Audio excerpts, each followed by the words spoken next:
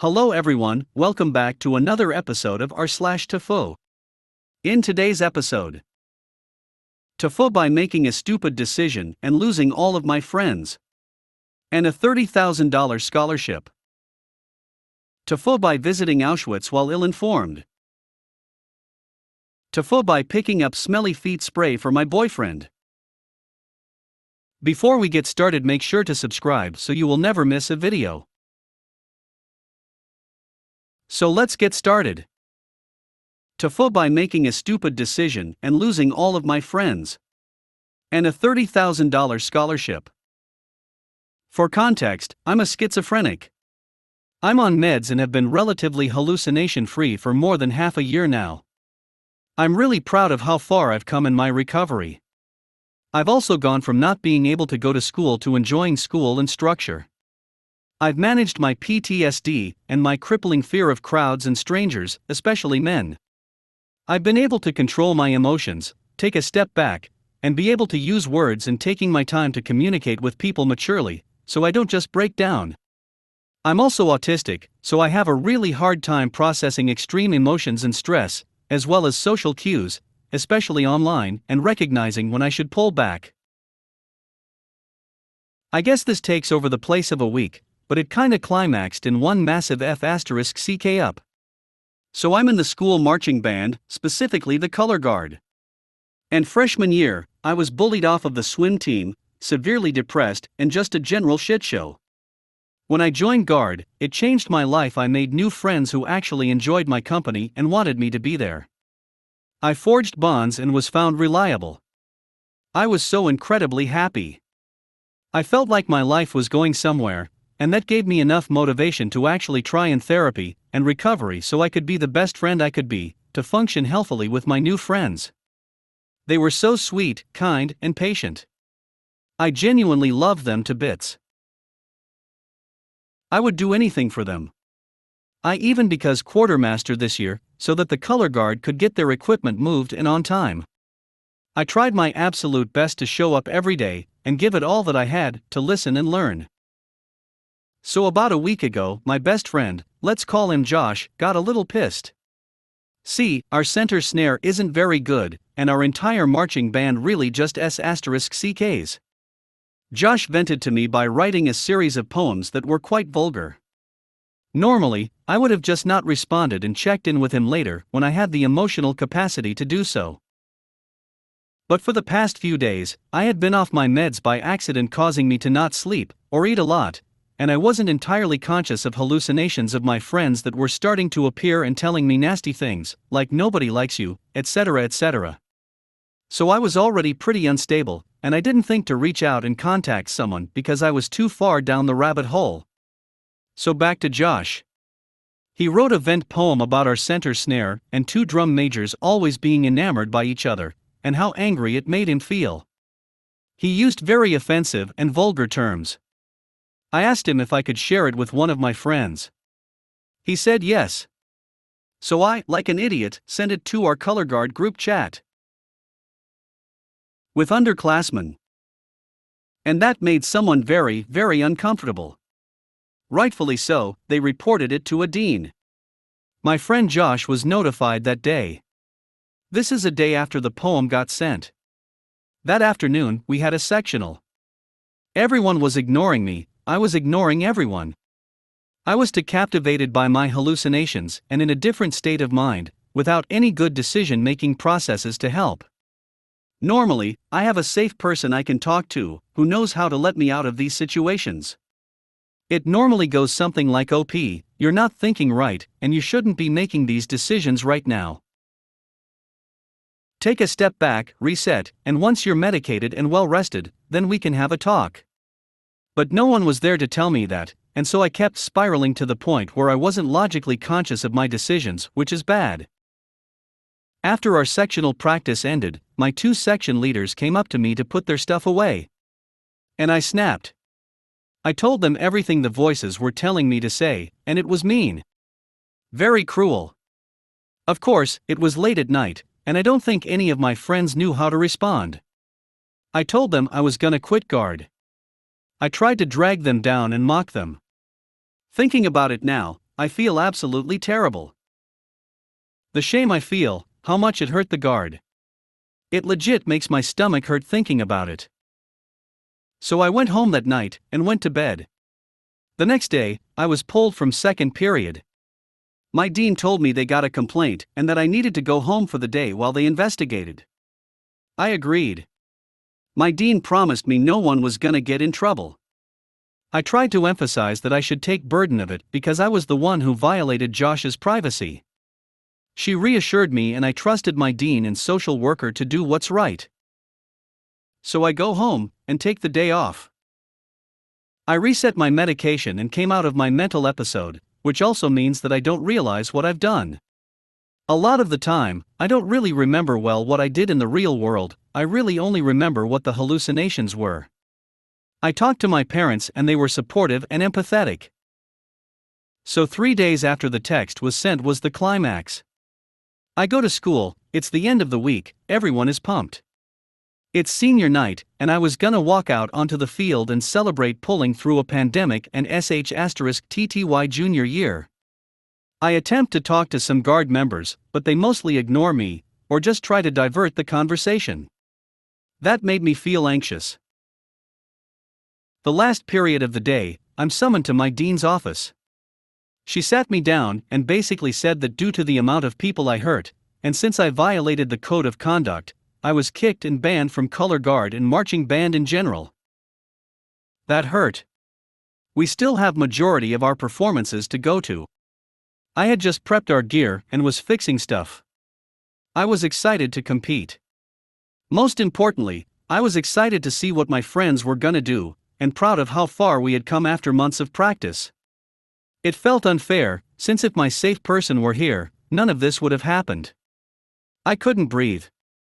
The thing I had looked forward to for years gone. I also lost a $30,000 scholarship for guard in college because I got kicked out. That hurt a lot. All of my color guard friends and band friends now don't want to talk. They're confused, shocked, and angry that I went psycho. I desperately want to apologize and tell them I wasn't in full control, but many of them feel like it's a get out of jail free card. I've lost the group of people who helped me appreciate my body and overcome some of my extremely bad eating habits. Not eating at all, they made me feel wanted and needed. I would have done anything. Oh, and Josh got kicked as well.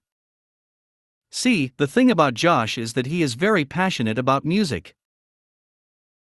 He's incredibly talented and hardworking, he practices diligently, and has a drive unlike anything I've ever seen.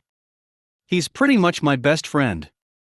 Except that he really needs a letter of recommendation from our band director, and now that he's out, that's in jeopardy. Additionally, his colleges will frown upon an in-school suspension, despite his dean promising him that it wouldn't show up on his record. It's putting his entire education plans in trouble. All because of that 2-second decision I made. I'm absolutely broken, folks. I feel myself slipping. I hated school, and the only reason why I went was to do color guard. We have a small guard, so losing me pretty much affects everyone. I was also on rifle line. Now they're down to 4. I can't help but feel extremely angry at myself. Why did I let my medication slip? Why didn't I reach out? I've never been late to class, I have no tardies, I've never had to be disciplined by the school before. I've made Dean's List and honor roll every year, I think. And this happens. The school didn't even let the guard vote if I should stay or not. I let everyone down, I let my friends down, I let the band down. I was relied upon to do things, and I loved it. My purpose, my responsibility, my pride, my love. Gone. I can't fix it like one would normally. Per school policy, I'm not supposed to talk to them, or even be in the same room. I'm heartbroken. And I've got to procure $30,000 extra for college. I hate myself. I hate the world. I wish I could go back in time and never have done that. It had cost me everything I've been working towards for the past 4 years. With less than 20 minutes of discussion, the director of student activities and my dean made sure that it was wasted. I don't want to succeed anymore. I just want to not have to think. I want to go away and never be found. My friends don't want to talk. I should have been more mature. I should have thought it through. TLDR, I hurt my friends and got myself kicked out of the guard by making a stupid snap decision, and lost my $30,000 scholarship. Tifu by visiting Auschwitz while ill-informed. A few years ago, my uncle invited my friend and myself along to a trip to Poland. He was planning on visiting Auschwitz I and Auschwitz-Birkenau. I said yes, because I felt it was important for me to learn about the details of what went on. I was still quite young, and had only learned more general information about the war and the camps, never really bothered to do my own research. You know how it goes. Let me set the scene a little here. The morning had arrived, and we were all ready to go. I was unsure of the weather. It was hot and humid, but it would likely rain later and cool down quite a bit. My friend looks at me and goes, "Are you gonna wear that?" And I say yes, thinking that this shirt is probably warm enough in case it does get colder, so I won't even need to bring a jacket. Alright then, off we go. We get to the first camp and the tour begins. It was fascinating and horrifying, but I suppose that is to be expected. As our group makes its way through the camp, I'm surprised by how much information is completely new to me, and how much worse it is than I'd initially learned. At some point we go into the building where they show the suitcases, shoes, hair, things like that. I think we're about half an hour, maybe more, into the tour, which would take a few hours total. I stay close by the tour guide so that I can hear him better. The guide then leads us into the room where they showcase the prisoner uniforms. It was at this point that I realized get up. I'm standing next to the tour guide and the prisoner uniforms, absolutely mortified. The shirt I was wearing looked exactly like the prisoner uniforms. I had no idea that that was what my friend tried to warn me about. With bleached blonde hair and blue eyes to boot. When we get outside, I ask why no one said anything before we left. My friend said she did, so she figured I knew and was trying to make some statement. Hadn't I ever seen the boy in the striped pajamas? I hadn't. Nor any other type of media that showed the uniforms or other details of prisoner life. Somehow I managed 18 or so years avoiding this specific detail that would come back to bite me. I was stuck feeling like an hole for the rest of the day. Tifu by picking up smelly feet spray for my boyfriend. Yesterday, I went to a well-known grocery store/pharmacy to grab a few things, one of which was some spray or cream for my boyfriend's smelly feet. My boyfriend had suggested to buy it on Amazon so we didn't have to see people while buying it. I figured I'll just deal with buying it because shipping times were ridiculous, and who would make a big deal about foot spray anyways? I get to the store and I'm looking around the pharmacy section, near all the foot sprays, and I couldn't find anything that said smelly/stinky feet or anything of the sort. So I asked the pharmacy tech. Hi, do you guys have any spray/cream for smelly feet? Pharmacy tech, let me check, 1 second. Pharmacist, loudly from the other side of the pharmacy, did you say smelly feet? Hey. Did you say smelly feet? Me in a normal speaking voice, yes. It's for smelly feet. Pharmacist, that's a fungal infection. You have a fungal infection.